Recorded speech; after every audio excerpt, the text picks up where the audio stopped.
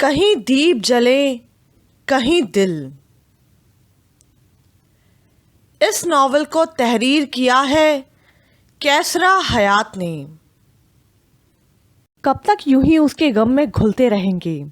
ردا کی موت کو کتنے دن گزر گئے مگر حاتم نارمل نہ ہو سکا اور شمیلہ مزید چڑچڑی ہو گئی تھی۔ کیا مطلب کب تک؟ میں ہی تو اس کا قاتل ہوں، حاتم نے کہا اور ایک دم پھوٹ پھوٹ کر رونے لگا۔ اس نے خودکشی کی ہے، حرام موت مری ہے، دنیا میں بھی ذلیل اور آخرت میں بھی رسوا، خدا بھی اسے نہیں بخشے گا۔ اس میں آپ کا کیا قصور؟ شمیلہ طنزیہ انداز میں بولی تو حاتم کو غصہ آ گیا۔ خبردار جو تم نے کوئی بکواس کی، حاتم نے اسے غصے سے تھپڑ لگاتے ہوئے کہا اور ایک دم ہائپر ہو کر چلانے لگا۔ اسے خودکشی پر کس نے مجبور کیا؟ میں نے، اور تم جان بوجھ کر مجھے ریسٹورنٹ لے کر گئی تھی کیونکہ تم سب کچھ جانتی تھیں اور تم نے ہی مجھے اس کے خلاف اکسایا۔ اصل مجرم تو تم ہو، تم ہی رضا سے حسد کرتی تھیں۔ فہم بھائی کی زندگی میں بھی ان کے کان بھرتی رہتی تھی، نہ جانے کون سے بدلے اس سے لینا چاہتی تھی۔ میں ہی بے وقوف نکلا جو تمہاری باتوں میں آ گیا۔ تم بہت ظالم ہو، حاتم نے اپنے سر کو دونوں ہاتھوں سے تھام کر سسکتے ہوئے کہا۔ مجھ پر کوئی الزام بھی لگانے کی ضرورت نہیں، ردا پر ہاتھ تم نے اٹھایا تھا، میں نے کب تمہیں ایسا کرنے کو کہا تھا؟ شمیلہ نے بھی غصے سے چلاتے ہوئے کہا۔ اسی بات کا تو دکھ رہے گا ساری عمر، نہ میں اس پر ہاتھ اٹھاتا اور نہ وہ خودکشی کرتی۔ یہ سب کچھ نہ ہوتا اگر تم مجھے ریسٹورنٹ نہ لے کر جاتی۔ اس کی اصل قاتل تم ہی ہو، دفع ہو جاؤ یہاں سے اور دوبارہ اس کمرے میں نہ آنا۔ حاتم نے اسے کمرے سے دھکا دیتے ہوئے کہا۔ کیا تم مجھے یہاں سے نکال رہے ہو؟ شمیلہ نے حیرت سے چلاتے ہوئے کہا۔ ہاں، تمہیں دیکھتا ہوں تو میرے اندر آگ سی لگ جاتی ہے۔ تم ہی فساد کی جڑ ہو، تم نے ہی ہمارا گھر برباد کیا ہے۔ حاتم غصے سے چلایا۔ شٹ اپ، تمہارا تو دماغ خراب ہو گیا ہے، تم پاگل ہو گئے ہو۔ شمیلہ نے نفرت سے سر جھٹکا۔ ہاں پاگل ہو گیا ہوں، اور پاگل ہو کر تم جیسی عورت کی حقیقت سے آشنا ہوا ہوں۔ تم انتہائی گھٹیا اور حاسد عورت ہو، تم ہی ردا کی دشمن تھی۔ اب میں تمہیں اس گھر میں ایک منٹ برداشت نہیں کروں گا، حاتم نے غصے سے کہا۔ گھر؟ یہ گھر میرا ہے، میں اس کی مالکن ہوں۔ وہ طنزیہ ہنسی۔ تم نے مجھے یہ گھر حق مہر میں لکھ کر دیا ہے۔ تم کون ہوتے ہو مجھے اس گھر سے نکالنے والے؟ میں وہ ہوں جس کی وجہ سے تم اس گھر میں ہو۔ چلو آج میں تمہاری وہ حیثیت بھی ختم کرتا ہوں۔ حاتم غصے سے بولتا ہوا اس کا بازو پکڑ کر کھینچتے ہوئے باہر لے گیا۔ وہ مسلسل چلا رہی تھی۔ وہ اسے گھسیٹتا ہوا گیٹ کے قریب لے گیا اور قدرے بلند آواز میں بولا، میں تمہیں طلاق دیتا ہوں، میں تمہیں طلاق دیتا ہوں، میں تمہیں طلاق دیتا ہوں۔ اب دوبارہ اس گھر میں قدم نہ رکھنا۔ حاتم نے اسے طلاق دے کر باہر کی طرف دھکیلتے ہوئے کہا۔ طلاق؟ شمیلہ بے یقینی سے بڑبڑاتے ہوئے بولی اور پھٹی پھٹی نگاہوں سے اسے دیکھنے لگی۔ ہاں، دفع ہو جاؤ یہاں سے، تم جیسی گھٹیا عورت اس گھر کے قابل کبھی نہ تھی۔ حاتم گیٹ بند کرتے ہوئے بولا، میں تمہیں دیکھ لوں گی، ایک ایک کو کوٹ پہ گھسیٹوں گی۔ شمیلہ غصے سے چلاتے ہوئے بولی اور پھوٹ پھوٹ کر رونے لگی۔ اسے یقین نہیں آ رہا تھا کہ اس کے ساتھ اچانک کیا ہو گیا تھا۔ وہ تو ہمیشہ دوسروں کے جذبات کے ساتھ کھیل کر انہیں مات دینے کی عادی تھی، اور آج اسے مات ہوئی تھی۔ وہ اپنے اندر نفرت اور انتقام کے جذبات لیے آنسو پوچھتی ہوئی سڑک پر چلنے لگی۔ رات گہری ہو رہی تھی، اس کے پاس کوئی چیز نہیں تھی، گلے میں چھوٹا سا اسٹول جھول رہا تھا۔ چلتے ہوئے وہ ایک ویران سڑک پر آ گئی، اکا دکا گاڑیاں گزر رہی تھیں۔ حاتم نے شمیلہ کو جتنی جلدی فیصلہ کر کے زندگی میں شامل کیا تھا، اس سے جلدی کر کے اسے اپنی زندگی سے نکال پھینکا تھا۔ رات کو بیٹا بہو میں کیا ہوا، خدیجہ بیگم اس سے بے خبر اپنے کمرے میں خواب آور گولیوں کے زیر اثر سو رہی تھیں۔ اگلی صبح ان کے گھر میں کیا قیامت آنے والی تھی وہ اس سے انجان تھیں۔ آذر آج کل بہت زیادہ اپسٹ ہے، یوں لگتا ہے جیسے وہ اپنے سینسز میں نہیں، کومل نے جواد کو بتایا، جو کومل کے آفس میں اس کے سامنے بیٹھا تھا۔ کیوں؟ جواد نے حیرت سے پوچھا۔ شاید یمنا کی وجہ سے، کومل نے ہونٹ سکیڑتے ہوئے جواب دیا۔ کیوں؟ کیا اس نے تمہیں کچھ بتایا ہے؟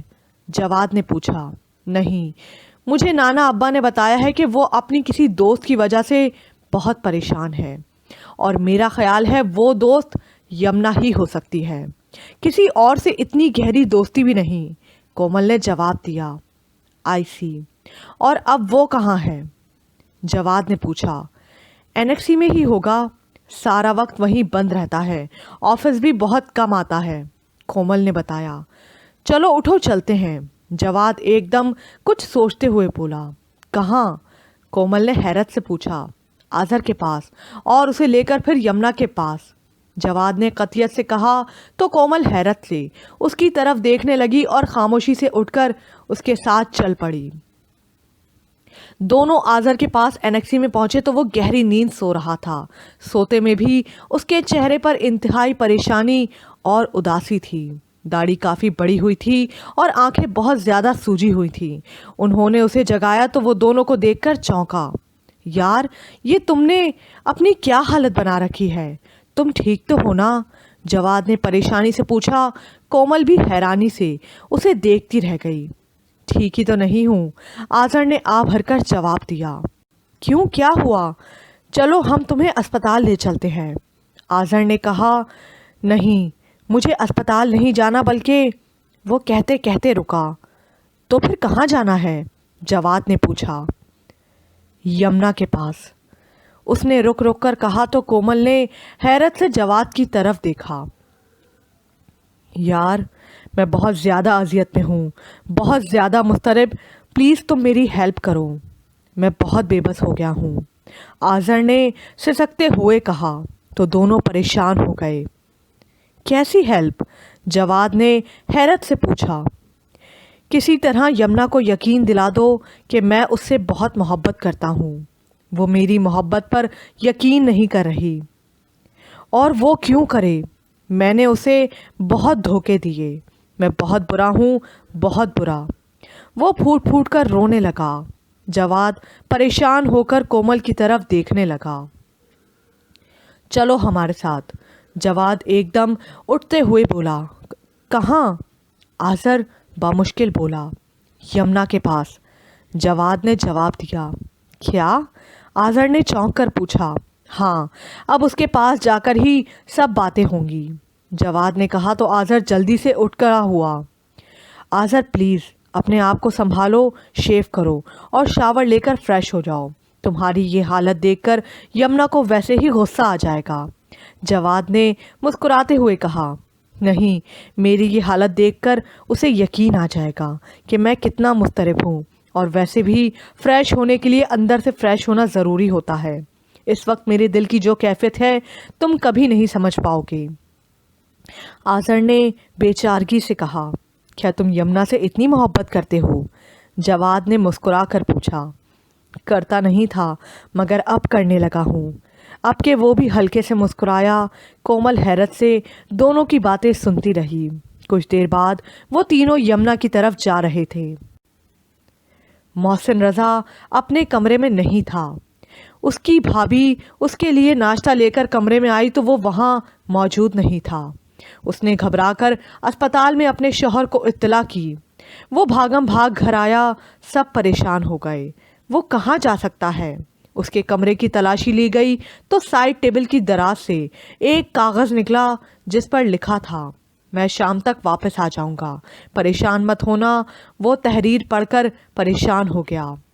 بھائی جان کو اس حالت میں کہیں نہیں جانا چاہیے تھا، خدا معلوم وہ کہاں گئے ہیں، اس کے بھائی نے افسردگی سے کہا اور کمرے سے باہر چلا گیا۔ यमुना मुलाजिम से मेहमानों की इत्तला पाने पर ड्राइंग रूम में दाखिल हुई तो उन तीनों को देखकर हैरान रह गई। आप सब लोग? यमुना ने हैरत से कहा और एकटिक आज़र की तरफ देखकर मुंह फेर लिया। यमुना, हम तुम्हारी खैरियत पूछने आए हैं, जवाद ने मुस्कुराकर कहा। थैंक यू, वो कहकर खामोश हो गई। थोड़ी देर बाद मुलाजमा चाय की ट्रॉली लेकर अंदर आ गई और सबको चाय पेश की गई। चाय पीते हुए जवाद कोमल की तरफ मायने खेज अंदाज में देखने लगा। आज़र के सामने चाय का कप यूं ही पड़ा था। यमुना, आज़र बहुत ज़्यादा डिस्टर्ब है, प्लीज़ तुम दोनों के दरमियान जो भी क्लैशेस हैं वो ख़त्म करो और आज़र को माफ़ कर दो। कोमल ने मौका देखकर बात छेड़ी। मैं सारे इख्तलाफात भुलाकर उसे माफ़ कर चुकी हूँ, यमुना ने इत्मीनान से जवाब दिया। हाँ, लेकिन वो चाहता है कि तुम दोनों एक दूसरे से पहले की तरह मोहब्बत, मेरा मतलब, कोमल ने फिर कहा। मोहब्बत? मत नाम लो मोहब्बत का। इस शख्स को क्या मालूम कि मोहब्बत क्या होती है। इसके लिए तो मोहब्बत बस एक हवस थी जो इसने पूरी की। अब और क्या चाहता है? क्या अभी कोई हवस बाकी रह गई है? यमुना एकदम गुस्से से हाइपर हो गई। यमुना, प्लीज़ कूल डाउन, इतनी हाइपर मत हो। कोमल ने उसका हाथ पकड़कर रिलैक्स करना चाहा तो यमुना बुरी तरह सिसकने लगी। इसने मोहब्बत के नाम पर मेरे साथ जो कुछ किया है, मैं इसे कभी माफ़ नहीं कर सकूंगी, यमुना ने रोते हुए कहा। प्लीज़ यमुना, अपने आप को संभालो, कोमल ने उसे अपने साथ लगाकर कहा तो यमुना ने अपने आप को संभाला। आज़र उठकर उसके करीब आ गया। मैं तुम्हारा मुजरिम हूँ, जो चाहे सज़ा दे दो, मगर मुझे एक बार, सिर्फ एक बार, एक मौका और दो। मुझे अपने दिल में वैसी ही जगह दे दो जो तुम्हारे दिल में कभी मेरे लिए हुआ करती थी। मुझे तुम्हारी मोहब्बत चाहिए। आज़र ने बेकरार होकर उसके कदमों में कारपेट पर बैठते हुए इंतहाई बेबसी से कहा तो जवाद और कोमल को भी उस पर तरस आने लगा। खुदा के लिए बस करो, मुझे तुम पर यकीन नहीं रहा। क्या शीशा दरार आने के बाद पहले की तरह जुड़ सकता है? मेरे दिल के शीशे में भी दरार आ चुकी है, यमुना ने कतियत से कहा। यमुना, दिल और शीशे में बहुत फ़र्क होता है। दिल जितनी बार टूटकर जुड़ता है उतना ही ज़्यादा मजबूत होता है, और वैसे भी शीशे में दिल जैसी गहराई कहाँ। हम इंसान हैं, गुनाहों और ख़ताओं के पुतले लम्हों में टूटते बिखरते हैं और फिर अपने आप को जोड़ने की कोशिश करते हैं। कभी कभी जिन्हें दिल से निकालने की कोशिश करते हैं, हज़ार कोशिश के बावजूद वो दिल में ही पाए जाते हैं। ना किसी को दिल से निकालना आसान है और ना ही जहन से। मोहब्बत कभी ख़त्म नहीं होती। आज भी आज़र तुम्हारे दिल में मौजूद है। तुम्हारी नाक नफ़रत के बावजूद तुम्हारी आँखें और दिल उसके मुंतज़र रहते होंगे। प्लीज़ उसे एक मौका और दे दो। जवाद ने आज़र की पुरज़ोर हिमायत की तो आज़र को उम्मीद होने लगी कि शायद यमुना उसे माफ़ कर दे। यमुना कुछ देर खामोश बैठी रही, फिर अचानक ड्राइंग रूम का दरवाज़ा खुला और मोहसिन रज़ा अंदर दाखिल हुआ तो यमुना एकदम हैरत से चिल्लाते हुए उठ खड़ी हुई। मोहसिन, आप कहाँ चले गए थे?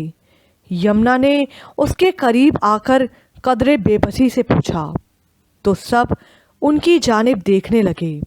मोहसिन का जिस्म बुरी तरह कांप रहा था और वो अब भी बुखार की कैफियत में था। आज़र वहीं बैठा हैरत से उसे देखता रह गया। कोमल और जवाद भी हैरान हो रहे थे। यमुना, मैं आपसे ये कहने आया हूँ कि मैं आपके काबिल नहीं रहा। मैं अपना वादा पूरा नहीं कर सकता। मोहसिन ने अपने आंसू रोकते हुए कहा। क्यों? यमुना के मुंह से अचानक निकला।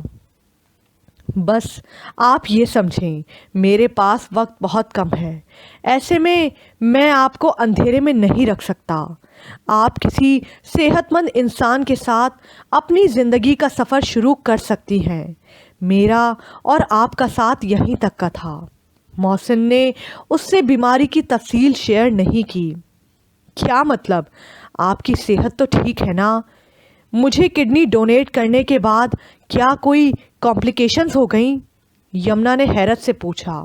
ہاں، مجھے شدید انفیکشن ہو گیا تھا اور اب دوسرا کڈنی ایفیکٹ ہو رہا ہے، اس نے ہچکچاتے ہوئے بتایا۔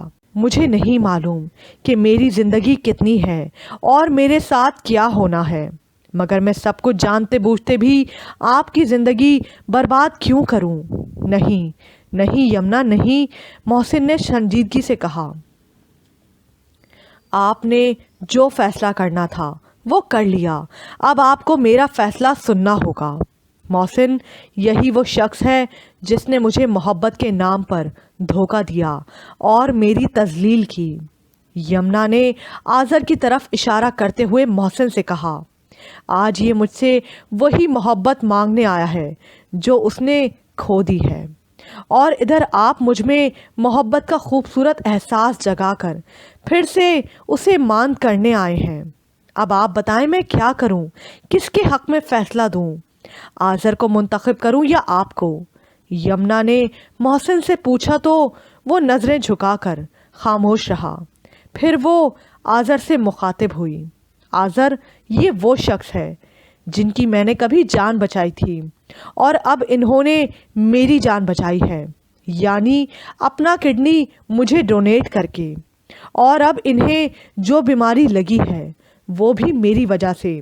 تم ہی بتاؤ، میں تمہارا انتخاب کروں یا ان کا؟ یمنا نے آذر کی طرف بغور دیکھتے ہوئے پوچھا۔ میرا، کیونکہ میں تم سے اس شخص کے آنے سے پہلے سے محبت کرتا تھا اور میرا اضطراب ان کی بیماری سے کہیں بڑھ کر ہے۔ یمنا، میں تمہیں بہت چاہتا ہوں، پلیز مجھے مت جھٹلاؤ، آذر نے بے بسی سے کہا۔ ہاں، آپ کو انہی کا انتخاب کرنا چاہیے، یہ آپ کو مجھ سے زیادہ چاہتے ہیں۔ ان کے اندر کا اضطراب میں اچھی طرح دیکھ سکتا ہوں، یہ مجھے آپ سے کہیں زیادہ خوش رکھیں گے۔ مجھے صرف آپ اور آپ کی خوشیاں عزیز ہیں، آپ خوش رہیں تو میرے لیے یہی سب سے بڑی خوشی کی بات ہوگی۔ محسن رضا نے اتنا کہا اور اٹھ کر وہاں سے جانے لگا۔ میرا فیصلہ سنے بغیر آپ کیسے جا سکتے ہیں؟ یمنا نے آگے بڑھ کر اس کا راستہ روکا۔ اگر آپ کو میری ذات اور اس سے وابستہ خوشیاں عزیز ہیں تو پھر آپ کو میری یہ خواہش بھی عزیز ہونی چاہیے، اور میری خواہش آپ ہیں۔ میں آپ کے علاوہ کسی اور سے شادی نہیں کروں گی۔ یمنا نے محسن رضا کی طرف بغور دیکھتے ہوئے کہا تو سب حیرت میں آ گئے۔ یہ آپ کیا کہہ رہی ہیں، یہ جانتے ہوئے بھی کہ میرے ساتھ کیا پرابلم ہے؟ محسن نے اسے سمجھانا چاہا۔ کیا آپ نے اپنا کڈنی مجھے ڈونیٹ کرتے ہوئے سوچا تھا کہ آپ اپنی آدھی زندگی ختم کرنے جا رہے ہیں؟ یمنا نے پوچھا۔ میری تو ساری زندگی ہی آپ کی امانت تھی، میں کیسے یہ سوچتا بھلا؟ محسن نے آہ بھر کر کہا۔ اور اب میں آپ کی پوری زندگی مانگ رہی ہوں جو آپ کے پاس میری امانت ہے، یمنا نے گہری سانس لیتے ہوئے کہا۔ آپ جذباتی ہو رہی ہیں، پلیز ایک لمحے کو سوچیں کہ مجھ جیسے بیمار شخص کے ساتھ۔ محسن نے کچھ کہنا چاہا۔ آپ بیمار میری وجہ سے ہوئے ہیں، یمنا نے بات کاٹتے ہوئے کہا۔ تو کیا اب میں آپ سے اس کا تاوان لوں، وہ بھی آپ کی زندگی کو اذیت میں ڈال کر؟ نہیں، کبھی نہیں، مجھے اپنی نظروں میں مت گرائیں، محسن نے قدرے تلخی سے کہا۔ مجھے صرف آپ کی محبت چاہیے، یمنا نے قطعیت سے کہا۔ وہ تو میں پہلے ہی آپ کے نام کر چکا ہوں، محسن نے برجستہ کہا اور وہاں سے جانے لگا۔ محسن، اگر آپ یوں ہی چلے گئے تو پھر میری موت پر ضرور آئیے گا، اب یمنا نے اسے دھمکی دیتے ہوئے کہا۔ اللہ نہ کرے ایسا کچھ ہو۔ ایک خوبصورت، صحت مند اور شدید محبت کرنے والا شخص اس کا منتظر ہے، آپ ایک بار پھر اس پر اعتبار کیجئے، مجھے امید ہے اب یہ آپ کو دھوکہ نہیں دے گا۔ محسن رضا نے آذر کی طرف دیکھتے ہوئے کہا۔ کاش یہ بھی کبھی آپ کی طرح مجھے صرف ایک بار کہتا کہ محسن کا ساتھ نہ چھوڑنا۔ یہ شخص تم سے سچی محبت کرتا ہے، مگر اس نے تو اپنی ہی خواہش کے لیے تڑپنا شروع کیا۔ کیا یہ اس کی خود غرضی نہیں؟ محسن، کیا محبت میں خود غرضی ہوتی ہے؟ کیا محبت کسی ہوس کا نام ہے؟ یہ مجھ سے شادی کر کے صرف اپنا اضطراب دور کرنا چاہتا ہے، اپنے لیے دلی سکون پانا چاہتا ہے، نہ کہ مجھے یا میری محبت کو۔ اس کے لیے تو صرف اس کی اپنی ذات اور اس کے تقاضے اہم ہیں۔ میں کہاں ہوں اسے تو یہ خبر بھی نہیں۔ نہیں محسن، میں یہ نہیں کر سکتی۔ میں اس شخص پر اعتبار نہیں کر سکتی۔ میں اسے معاف تو کر سکتی ہوں، مگر اپنی محبت اس کے نام نہیں کر سکتی۔ میری محبت اور چاہت آپ ہیں۔ لوگ کہتے ہیں عورت اپنی پہلی محبت نہیں بھولتی، صرف تب تک جب تک اسے یقین ہوتا ہے کہ وہ محبت صرف اس کے لیے تھی اور محبت کرنے والا اس کے ساتھ کتنا مخلص تھا۔ جہاں اسے یقین ہونے لگتا ہے کہ وہ شخص، وہ محبت محض ایک دھوکہ تھی، تو اس کا اعتبار اس محبت سے اٹھنے لگتا ہے۔ میں مانتی ہوں مجھے آذر سے کبھی محبت تھی، مگر اب نہیں۔ اب میری محبت صرف اور صرف آپ ہے۔ یمنا نے جذباتی لہجے میں نہایت صاف دل سے کہا، آپ کو اندازہ نہیں ہے کہ آپ کتنی بڑی غلطی کرنے جا رہی ہیں۔ زندگی جذباتی فیصلوں سے خوشگوار نہیں گزرتی یمنا۔ محسن نے کہا، یہ جذباتی فیصلہ نہیں، ممکن ہے اس میں میرے رب کی رضا بھی شامل ہو، یمنا نے ٹھوس لہجے میں کہا اور کومل کی طرف دیکھنے لگی۔ کومل، آئی ایم سوری، میں تم لوگوں کی بات نہیں مان سکتی۔ ہمیں تمہارا فیصلہ منظور ہے، ہم تو صرف تمہیں کنونس کرنے آئے تھے، تم پر زبردستی کرنے نہیں۔ تم نے اپنے بارے میں جو بھی فیصلہ کیا ٹھیک ہی کیا ہوگا، خدا تمہیں ہمیشہ خوش رکھے۔ کومل نے محبت سے اسے اپنے ساتھ لگاتے ہوئے کہا اور پھر جواد کو چلنے کا اشارہ کیا۔ جواد نے آذر کی طرف دیکھا جو پھٹی پھٹی نگاہوں سے یمنا اور محسن کی طرف دیکھ رہا تھا۔ چلو آذر، جواد نے اس کا ہاتھ پکڑ کر باہر لے جاتے ہوئے کہا۔ وہ خاموشی سے ان کے ساتھ باہر چلا گیا۔ یمنا نے مسکرا کر محسن کی طرف دیکھا تو اس کے چہرے پر بھی زخمی مسکراہٹ پھیلنے لگی۔ میں شام کو واپس جا رہا ہوں، محسن نے آہستہ آواز میں کہا۔ میں نہیں، میں بھی آپ کے ساتھ جاؤں گی، یمنا نے مسکرا کر کہا۔ مگر محسن کو کچھ سمجھ میں نہیں آ رہا تھا۔ یمنا اس کا ہاتھ پکڑ کر لاؤنج میں لے آئی اور اسے وہاں بٹھا کر جمال صاحب کو بلانے چلی گئی۔ ایمن لاؤنج میں داخل ہوئی تو محسن رضا کو وہاں بیٹھے دیکھ کر چونک گئیں۔ بیٹا، تم کب آئے؟ ایمن نے حیرت سے پوچھا۔ ابھی بس تھوڑی دیر پہلے، محسن نے جواب دیا۔ مگر تم کہاں غائب ہو گئے تھے؟ ہم تو تمہارا انتظار کرتے رہے، ایمن نے مسکرا کر کہا۔ اس سے قبل کہ وہ کچھ کہتا، یمنا جمال صاحب کا ہاتھ پکڑے وہاں آ گئی۔ السلام علیکم، جمال احمد نے محبت سے مصافحہ کرتے ہوئے اسے اپنے ساتھ لگایا۔ محسن کچھ بتانے لگا۔ کچھ کہنے کی ضرورت نہیں، مجھے یمنا نے سب کچھ بتا دیا ہے۔ میں ابھی اپنے آفس فون کرتا ہوں اور تھوڑی دیر میں مولوی صاحب آ کر تم دونوں کا نکاح پڑھوا دیں گے، پھر تم جہاں چاہو جا سکتے ہو، جمال احمد نے کہا تو ایمن پھٹی پھٹی نگاہوں سے ان کی طرف دیکھنے لگیں۔ کس کا نکاح؟ یہ آپ کیا کہہ رہے ہیں؟ ایمن نے حیرت سے پوچھا۔ جس بات میں یمنا خوش ہوگی میں وہی کروں گا، اور یہی یمنا کی خواہش ہے، انہوں نے مسکرا کر کہا۔ لیکن آپ ایسا نہیں کر سکتے، لوگ کیا کہیں گے؟ ایمن نے گھبرا کر کہا۔ خدا کے لیے ایمن، لوگوں کی فکر چھوڑ دو، جو وہ کہیں گے میں دیکھ لوں گا۔ اور اماں جان، ایمن نے پھر کہا، ان کو بھی فون کر دیتا ہوں، وہ بھی آ جائیں گی۔ بیٹا تم اتنی دیر ریسٹ کرو، تمہاری طبیعت ٹھیک نہیں، جمال صاحب نے محسن سے کہا۔ کیوں؟ طبیعت کو کیا ہوا؟ ایمن نے حیرت سے پوچھا۔ کچھ نہیں، اتنا لمبا سفر طے کر کے آیا ہے، میرا مطلب ہے کراچی سے آیا ہے، تو ریسٹ تو کرنا ہی چاہیے نا۔ ایمن تم گیسٹ روم کھلوا دو، جمال صاحب نے بیوی سے کہا تو وہ وہاں سے چلی گئیں۔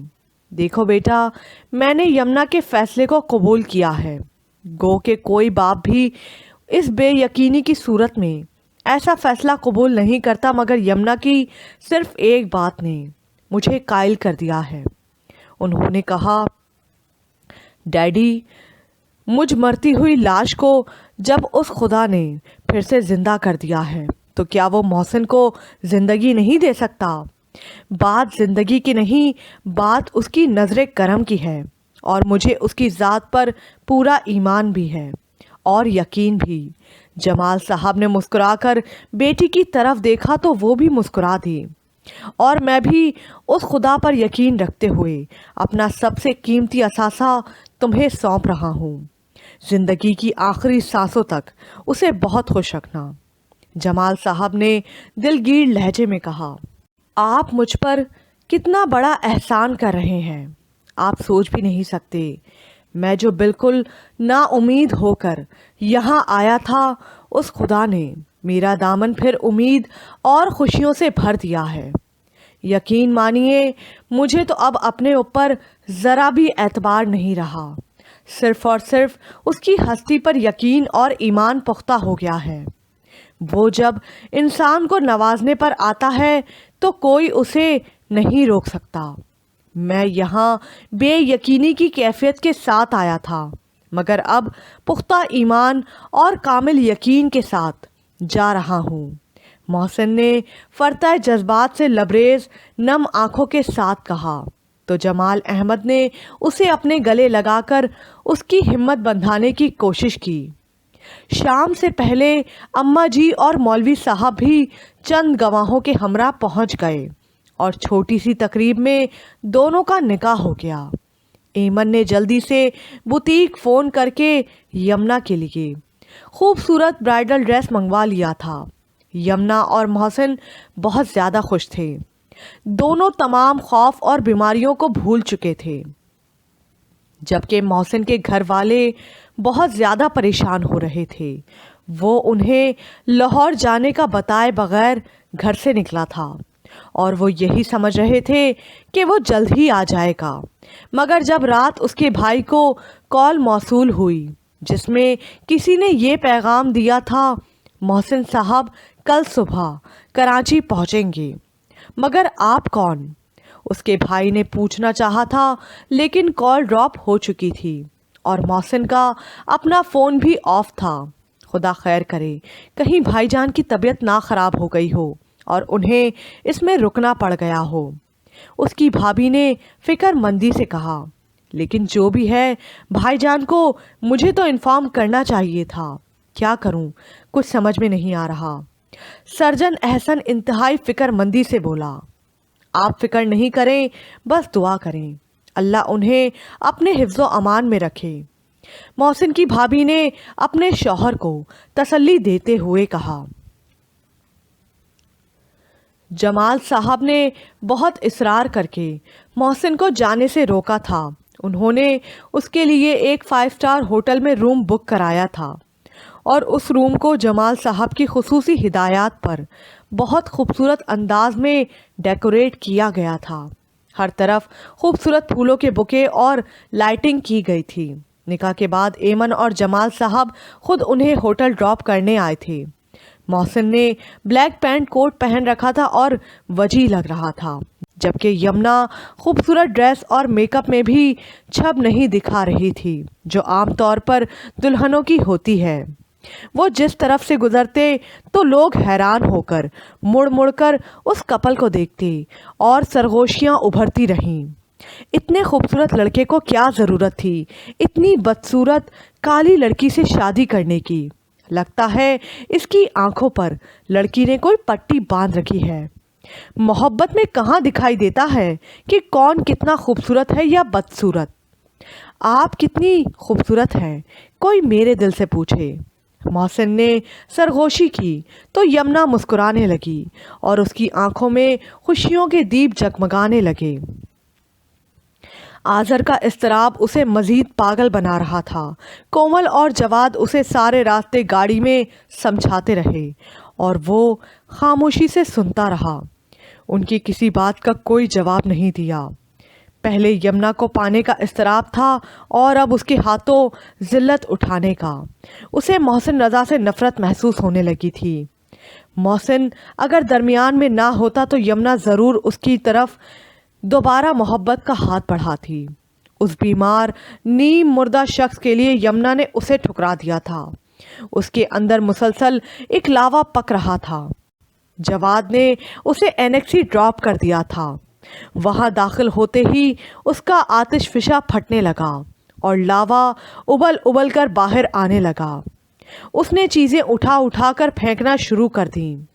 क्रिस्टल की टेबल, ट्रॉली, बर्तन, खिड़कियों के शीशे, हर शय उसने तोड़कर चकनाचूर कर दी। गेट पर खड़ा चौकीदार भागता हुआ एनेक्सी की तरफ आया और आज़र को इस कदर दीवानगी की हालत में देखकर परेशान हो गया। आज़र का चेहरा और आंखें इंतहाई सुर्ख हो रही थीं। उसने आज़र को रोकने की कोशिश की मगर वो मज़ीद बेकाबू होने लगा। यकायक आज़र को क्या सूझी कि चौकीदार की गन लेकर अपने सीने पर रख ली। चौकीदार ने रोकना चाहा मगर आज़र से गन चल गई थी। चौकीदार बदहवास होकर वहाँ से भागा और जल्दी से राना साहब को फ़ोन किया। उन्होंने फ़ौरन एम्बुलेंस बुलवाई और आज़र को अस्पताल पहुँचाया। कोमल और जवाद को भी जैसे ही उन्होंने इन्फॉर्म किया वो भी हवास बाख्ता अस्पताल पहुँचे। आज़र का बहुत ज़्यादा खून बह चुका था और उसकी हालत काफ़ी सीरियस थी। डॉक्टरों ने अपनी पूरी कोशिश की मगर वो उसे ना बचा सके। लेकिन मरने से पहले उसने एक वसीयत कर दी थी कि उसके दोनों गुर्दे यमुना और मोहसिन को दे दिए जाएं। कोमल और जवाद ने यमुना से कांटेक्ट करने की कोशिश की मगर उसका फ़ोन ऑफ था। कोमल ने जमाल साहब को फ़ोन किया और यमुना से मिलने की ख्वाहिश जाहिर की तो उन्होंने उस होटल का बता दिया जहां वो ठहरे हुए थे। जवाद जल्दी से होटल पहुंचा तो यमुना उसे देखकर हैरान रह गई और जो कुछ उसने कहा वो सुनकर मज़ीद शददुर रह गई। वो अजीब गुमगू के आलम में थी कि आज़र ने अपने दोनों गुर्दे उन दोनों को अतिया कर दिए थे। प्लीज़ ये वक्त सोचने का नहीं, मुमकिन है तुम दोनों में से किसी से मैच कर जाए, जल्दी चलो। जवाद ने उन्हें अपने साथ चलने को कहा तो दोनों उसके साथ चल पड़े। आज़र की लाश देखकर यमुना को वो लम्हे वो पल याद आ गए जो आज़र की संगत में गुजारे थे। उसके गालों पर आंसू रवा थे जब ही एक नर्स ने उसका नाम जानकर उसे एक तय किया हुआ पर्चा लाकर दिया जिसमें लिखा था, यमुना, मैं तुमसे बहुत मोहब्बत करता हूँ मगर शायद तुम्हें कभी डिज़र्व नहीं करता था इसलिए तुम्हें नहीं पा सका। काश तहरीर खासी शिकस्ता थी। यमुना पढ़कर रोने लगी। डॉक्टरों ने दोनों का चेकअप किया। यमुना का अपना किडनी ठीक काम कर रहा था, अलबत्ता मोहसिन का एक किडनी इन्फेक्शन की वजह से काफ़ी डैमेज हो चुका था। यमुना के इसरार पर आज़र का किडनी मोहसिन को लगाया जा रहा था कि वो बहुत अच्छा मैच कर गया था और इस प्रोसेस के लिए काफ़ी रोज़ दरकार थे। मोहसिन ने कराची फ़ोन करके अपने भाई को तमाम सूरत हाल से आगाह किया तो वो फ़ौरन लाहौर पहुंच गया। उसे ये सब कुछ सुनकर यकीन नहीं आ रहा था कि ये सब कैसे आनन फानन हो गया था, मगर शायद इसे ही तकदीर कहते हैं। मोहसिन का इलाज शुरू हो चुका था और यमुना पूरी तन्ही से उसकी खिदमत और दिलजोई में मसरूफ़ थी। जमाल साहब ने मोहसिन के इलाज में किसी किस्म की कसर ना उठा रखी थी। उसे VIP ट्रीटमेंट दिया जा रहा था। मोहसिन जो अपनी ज़िंदगी से बिल्कुल मायूस हो चुका था قدرت کیسے اسے لمحہ بلمحہ امید دلا کر زندگی کی طرف لا رہی تھی، اور وہ یمنا کا پہلے سے بھی زیادہ مشکور اور احسان مند ہو رہا تھا کہ اس کی وجہ سے آذر کا کڈنی اسے مل رہا تھا، اور اس کی حد درجہ محبت اور کیئر اسے زندگی کے نئے مفہوم سے آشنا کر رہی تھی۔